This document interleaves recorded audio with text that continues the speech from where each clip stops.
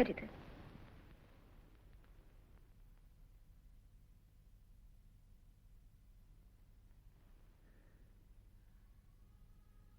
നിന്നെ ഞാൻ അനുസരിക്കാം. പകരം എന്റെ ഒരു അപേക്ഷ നീ സ്വീകരിക്കുമെങ്കിൽ ഒരിക്കലും എന്നെ വിട്ടു പോയില്ലെന്ന് നീ വാക്ക് തരണം.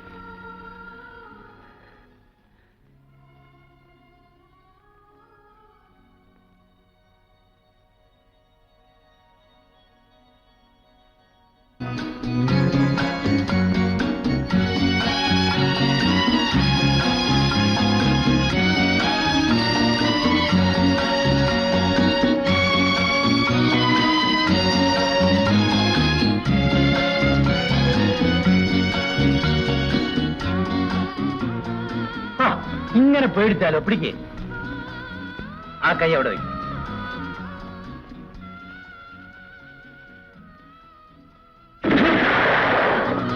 Very good, very good, very good. എന്തിനാണ് ഇതെന്നെ കാണിക്കുന്നത്? മരിച്ചുപോയ എന്റെ ഭാര്യയുടെ ആഭരണങ്ങളാണ് ഇതൊക്കെ. ഇന്നു മുതൽ നീ ഇതണിയണം. എനിക്കിത് ചേരില്ലല്ലോ. ചേർന്ന് കാണാൻ ഞാൻ ആഗ്രഹിക്കുന്നു. അതിനു മുമ്പ് എനിക്ക് എന്റെ മകളുടെ സമ്മതം വാങ്ങണം.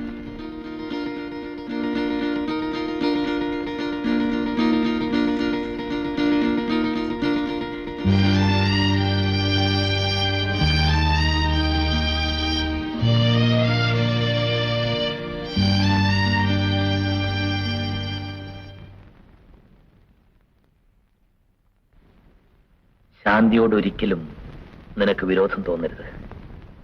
എന്റെ ഭാര്യയുടെ മരണശേഷം എനിക്ക് എന്റെ മകളെ ശ്രദ്ധിക്കാൻ കഴിഞ്ഞിട്ടില്ല. സ്നേഹക്കുറവ് കൊണ്ടല്ല, ഈ മുറിക്കകത്തെ എന്റെ ജീവിതം അങ്ങനെയായിരുന്നു. ഇനി നീ വേണം എന്റെ മകൾക്ക് ഒരച്ഛന്റെ സ്നേഹവും ഒരമ്മയുടെ ലാളനയും നൽകാൻ. ആ ഷെൽഫിൽ എന്റെ ഉസിയത്തിന്റെ ഒരു പകർപ്പുണ്ട്. അതിങ്ങോട്ടെടുക്കും. എന്തിനാണ്? അതിലെന്താണ് എഴുതിയിരിക്കുന്നതെന്ന് നിനക്കറിയണ്ടേ? ഞാൻ മരിച്ചാൽ ഈ വീടിന്റെ എസ്റ്റേറ്റിന്റെ അവകാശം എന്റെ മകളുടെ പേർക്കാണ്.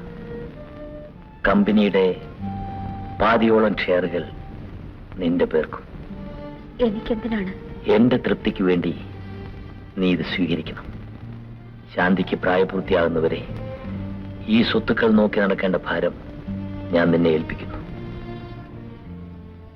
ജയന്തി എനിക്ക് വിശ്വാസമാണ്. എന്നാലും നീ എനിക്ക് ഉറപ്പു തരൂ, എന്റെ മകളെ ഒരിക്കലും ദ്രോഹിക്കുകയില്ലെന്നും അവളെ നീ ഒരു അമ്മയെപ്പോലെ സ്നേഹിക്കുമെന്നും സത്യം ചെയ്ത് പറയൂ. നിങ്ങൾ സങ്കടപ്പെടരുത്. ശാന്തി എന്റെ മകളാണ്. അദ്ദേഹത്തിന്റെ മരണം പെട്ടെന്നായിരുന്നു. അതിന്റെ നടുക്കമാവണം ശാന്തിയെ രോഗിയാക്കിയത്.